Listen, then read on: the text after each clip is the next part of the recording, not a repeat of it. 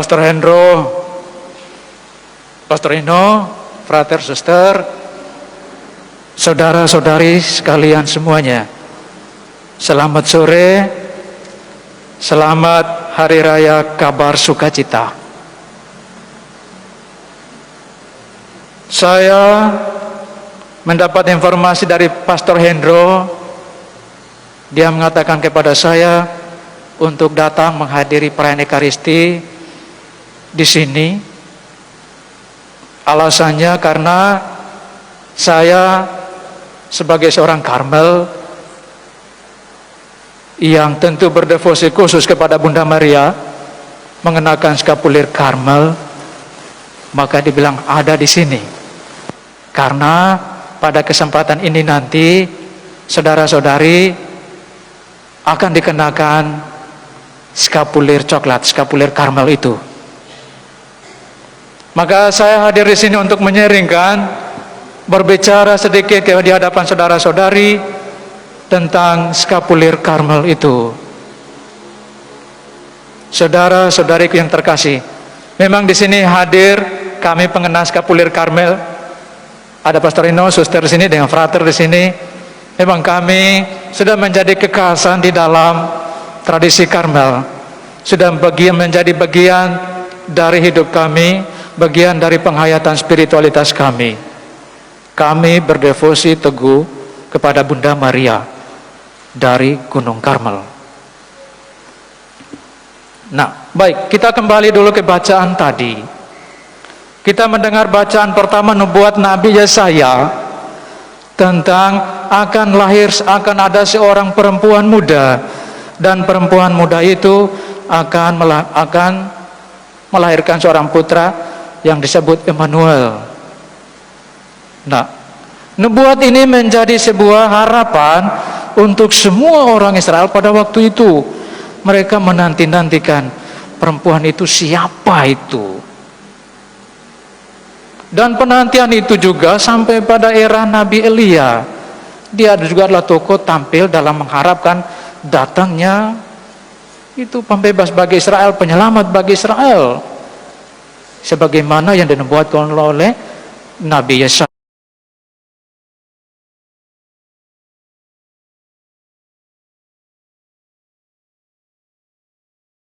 Yaitu, nah maka ketika Nabi Elia melihat orang-orang pada masanya mulai menyimpang dari ajaran Allah, mulai mengikuti menyembah dewa-dewa Baal, dewa-dewa kesuburan, Elia dengan gagah berani untuk menentang itu.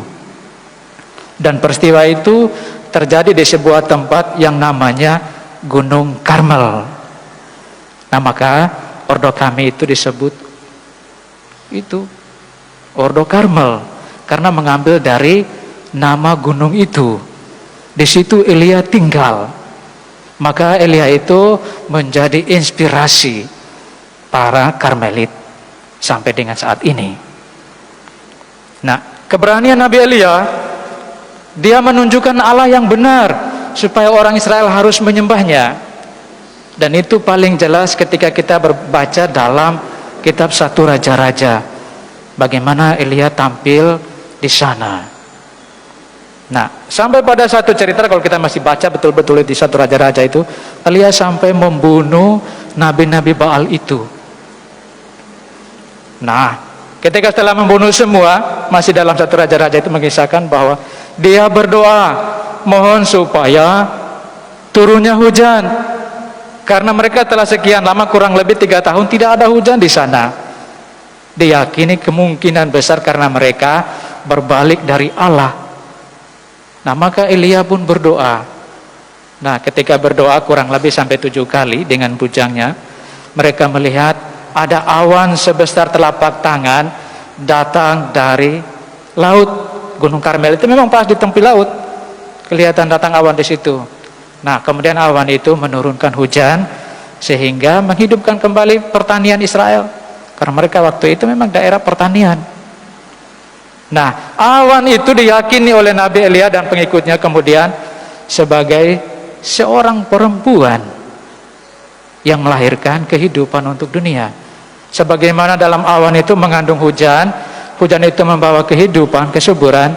Nah, itu diinterpretasikan sebagai seorang wanita, dan wanita itu adalah Maria. Dia mengandung, melahirkan Yesus yang membawa kehidupan untuk dunia. Maka para Karmelit awal sangat berdevosi kepada Bunda Maria, dan Bunda Maria itu disebutnya sebagai bintang laut atau Stella Maris, mungkin kita pernah dengar. Dan itu cikal bakalnya dari situ. Para Karmelit sampai menyebut Maria sebagai bintang laut, karena melihat awan yang muncul dari tengah laut itu ditafsirkan sebagai Bunda Maria. Nah, maka sekarang di biara itu, di sana di tempat di mana Nabi Elia dulu didirikan satu biara Karmel di situ, namanya biara Stella Maris. Sampai sekarang masih ada biaranya di tempat di mana Nabi Elia ada. Nah, era sesudah Nabi Elia masih ada lagi orang yang mau pergi ke sana untuk bertapa, mengikuti cara hidup Nabi Elia, yang bertapa di sana untuk berdoa, berdedikasi. Kemudian lambat laut kelompok-kelompok itu memberikan usulan kepada Albertus, uskup Yerusalem waktu itu, untuk memberikan peraturan cara hidup untuk mereka. Ini nanti sebentar akan sampai pada tentang skapulir, pelan-pelan ya. Nanti akan sampai pada tentang skapulir. Nah, lalu kelompok ini, regula yang diberikan Albertus ini menekankan kepada mereka supaya mereka menghayati hidup kontemplatif. Hidup kontemplatif sebagai bagian dari khasnya orang yang di situ. Lalu mereka itu harus menghayati kekudusan, meyakini bahwa hidup spiritual mereka dihayati dengan sungguh-sungguh supaya mencapai kekudusan. Maka para pertapa awal itu sangat ketat bagaimana menjalani laku tapanya, karena diyakini dengan menjalani hidup spiritual yang sedemikian rupa supaya menggapai kekudusan. Itu para pertapa awal. Dan juga mereka berdevosi kepada Bunda Maria. Nah, oleh dengan diberikan peraturan awal itu, maka mereka sangat mencintai Bunda Maria. Bahkan mereka mengatakan bahwa Bunda Maria itu bukan hanya sekedar ibu pelindung, tetapi juga sebagai bagian dari anggota ordo. Itu pengakuan anggota-anggota awal, bagian dari anggota ordo Karmel, Bunda Maria itu. Maka mereka menamakan sebagai ordo-ordo saudara-saudara Santa Perawan Maria dari Gunung Karmel. Saudara-saudara Santa Perawan Maria. Jadi berarti Maria sebagai bagian dari anggota ordo itu. Dia bukan sebagai pelindung saja atau bunda, tidak. Kalau bagi orang Karmelit, Maria adalah bagian dari anggota ordo itu sendiri. Nah, ini bukan hanya klaim semu bahwa itu klaim hayalan orang Karmelit bahwa Maria sebagai bagian dari anggota ordo. Ini peristiwanya terjadi pada tahun 1251. Bunda Maria menampakkan dirinya kepada Santo Simon Stock. Itu 16 Juli 1251. Waktu itu ordo mengalami sedikit goncangan, tantangan yang begitu dahsyat. Nah, ini Santo Simon Stock ini waktu itu dia pemimpin umum OCD. Pemimpin umum Karmel. Pemimpin umum Karmel waktu itu. Dia superior jenderal. Nah, Bunda Maria menampakkan diri kepadanya bahwa dalam penglihatan itu melihat Bunda Maria satu tangannya gendong anak Yesus dan tangan yang lainnya memegang sepucuk kain yang dipahami sebagai skapulir. Nah, waktu dia itu diberikan itu, dia berjanji bahwa terimalah putraku yang terkasih, ini akan menjadi hak istimewa bagimu dan semua Karmelit, bahwa siapapun yang meninggal dengan pakaian ini tidak akan menderita api kekal. Nah, maka itu tadi, dengan penampakan ini kami para Karmel meyakini bahwa klaim kami bahwa Maria sebagai bagian dari anggota ordo bukan khayalan semata. Bunda Maria menampakkan diri kepada pemimpin umum ordo waktu itu dengan memberikan skapulir. Maka sejak saat itu skapulir ditambahkan menjadi bagian dari pakaian resmi ordo.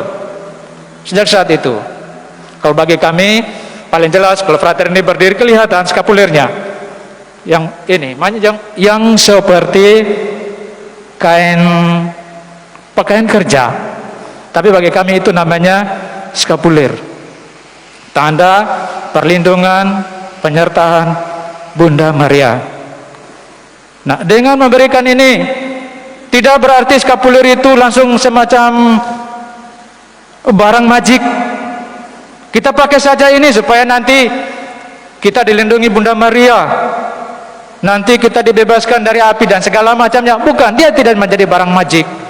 Tetapi itu tanda bahwa kita menyerahkan diri seutuhnya kita kepada Bunda Maria. Karena dengan memberikan itu kami Karmel yakini bahwa seutuhnya Karmel itu adalah milik Maria. Seutuhnya didedikasikan untuk Maria, seluruhnya. Kalau kami memiliki sesuatu di Ordo, itu milik Maria. Semuanya untuk Maria. Maka kami sangat berdedikasi, sampai pakaian kami, jubah kami itu adalah milik Maria. Seutuhnya punya Maria. Nah, lagi-lagi, maka ditandailah kami dengan mengenakan skapulirnya. Nah, itu sekarang bukan lagi menjadi milik khusus Ordo, tidak. Ordo ini sudah menjadi bagian dari gereja. Maka skapulir kekayaan spiritual yang bermulanya dari Ordo Karmel ini sudah dibagikan juga untuk gereja, sudah diakui resmi. Maka devosi skapulir itu sudah sangat berkembang. Maka kepada saudara-saudari pun diberikan kesempatan untuk mengenakan skapulir itu. Nah, dengan mengenakan itu pertanda bahwa kita menyerahkan diri kepada perlindungan Bunda Maria, dan tentu secara khusus memanjatkan doa-doa lewat perantaraan Bunda Maria, dan juga menghidupi spiritualitas Bunda Maria. Dia itu seorang yang menyerahkan dirinya seluruhnya pada rencana Allah. Kalau kita dengar baik-baik bacaan tadi, Maria itu menyatakan, siap ya Tuhan, aku ini hamba Tuhan, jadilah padaku menurut perkataanmu. Pada siapnya itu tuh penuh dengan tantangan. Maria menjadi Bunda Tuhan, mengandung melahirkan Yesus tidak mudah. Banyak tantangan yang dihadapi. Mulai dari anak itu hilang dan segala macamnya, mendidik anak itu sampai anak itu mati disalibkan. Itu penderitaan besar, pengorbanan besar seorang ibu. Dan dia yakini jalan itu semua dalam nada kesetiaannya. Terjadilah padaku menurut perkataanmu. Nah, maka sekali lagi, ketika kita mengenakan skapulir, itu bukan menjadi jimat, tetapi mendedikasikan diri kita untuk mengikuti cara hidup Bunda Maria, untuk berdoa terus menerus. Semoga ini saja yang bisa saya sharingkan, saya bagikan kepada saudara-saudari yang akan mengenakan skapulir. Dan biasanya juga itu ada doanya, tidak hanya sekedar kain, ada doanya juga.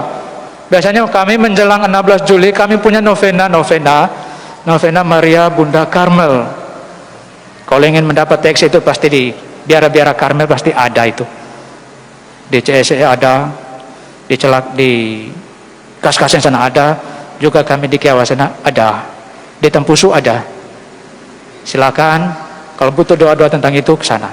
Dan ingin mengetahui lebih dalam tentang Karmeli dan spiritualitasnya, pergilah ke tempat-tempat itu tadi. Dan kalau ada anak-anak putra, anak-anak putri, doronglah juga untuk menghayati itu lebih dekat dengan menjadi anggota di dalamnya.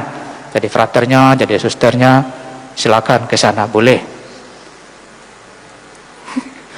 Oke, begitu saja dari saya.